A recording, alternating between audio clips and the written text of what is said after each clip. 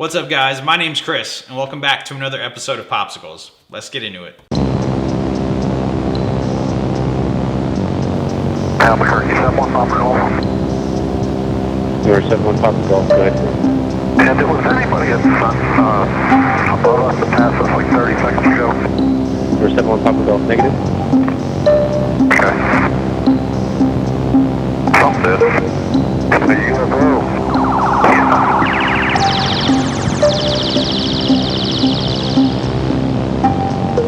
The UFO. Something.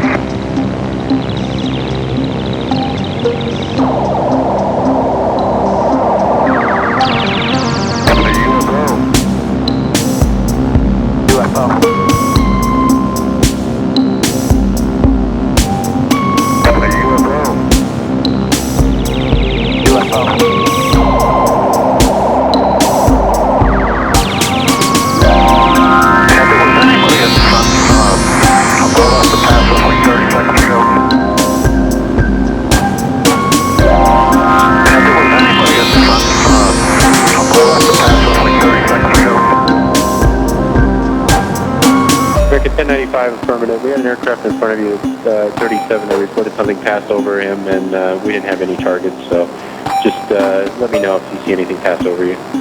I don't know what it was. It wasn't an airplane, but that was going opposite direction.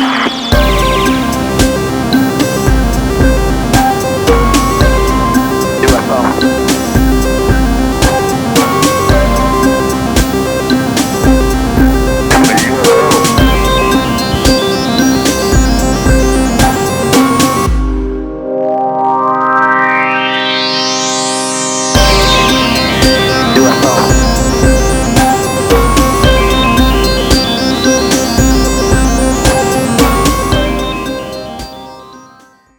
Hey, I really hope you guys enjoyed that. And welcome back to Popsicles, where we take a look at some of the rarest popsicle-shaped skateboards up close and personal.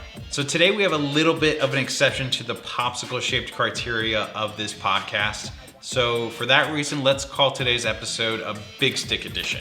So here we have a 1996 Sonic skateboard called Invaders by an unknown artist. Back in the day when graphics were being churned out left and right, it was never really a big focus on who the artist was creating the skateboard graphics. It's a screen printed deck with a 5-color pass, and the bonus being that some of these colors are in neon that react to blacklight. And all we can really surmise from the subject matter is that these invaders have come to fuck some shit up. The deck has your classic mid-90s super mellow concave, and has no topside graphic, which is pretty common for Sonic at that time, being a smaller skateboard company with presumably a smaller budget and looking to cut costs in areas like including no topside graphic on the deck. It measures 8.12 by 32.25, and from my research was manufactured somewhere in San Jose, probably by Generator Distribution. While I did receive this deck new in the shrink and it being new old stock, there is some beautiful ink spillage in areas of the graphic where there shouldn't be that color ink. This is pretty common for the 90s screen printing process back in the day, where it wasn't an exact science yet, and just screen printing in general gets pretty messy. I never did have a chance to actually enjoy this graphic back in the day, but I did come across it while rummaging through the archives of artofskateboarding.com, which is one of the #1 online resources for skateboard collectors like myself. For example, on the dimensions here, they are so exact because artofskateboarding.com had a picture of this deck from the CCS catalog it was featured in with the exact measurements. But thank you, Art of Skateboarding, for all you do and continue to do. Collectors like myself really appreciate it. And so one of the things I remember being most blown away when I came across this graphic was the colors just freaking pop on the board. And the story on the graphic is really only half told. Who are these invaders? Are they the good guys? Are they the bad guys? Why are they there?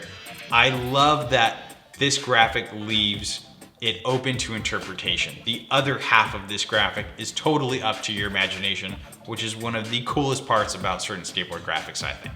So the story on how I acquired this deck is actually pretty similar to episode 1 in the sense that this was an Instagram acquisition. And so I remember coming across this collector's Instagram who just had an amazing page of amazing skateboards, and I just remember scrolling and drooling for hours until this board literally jumped out at me because the colors just, again, pop. In a real picture, the colors on this deck just pop. And I couldn't get this board out of my brain for a couple months, just obsessing over it. And I finally had the nerve to ask the collector about another skateboard I was interested in.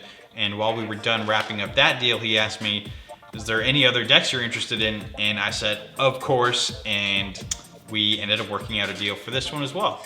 And so when it came in the mail, I just remember pulling it out and just holding it for like 2 hours with my jaw open, getting it under different lights, finding out all the little details in the graphic, which is one of the very cool parts about very detailed graphics from this time period. The longer you stare at it, actually the more detail that you end up seeing, which is why I really liked to take my time in my videos to really do that slow pan across graphics. You could really soak in the detail, see where the ink spillage occurred. It's just a really cool vibe to it. And so I almost immediately had a vision to bring this graphic to life. And when my good homie at @NASA on Instagram gave me the "We Got Him" beat, which is the beat that you heard in the video in the beginning, I knew that somehow, some way, I was going to get that beat onto this graphic because that beat just, for me, married up to this graphic so perfectly.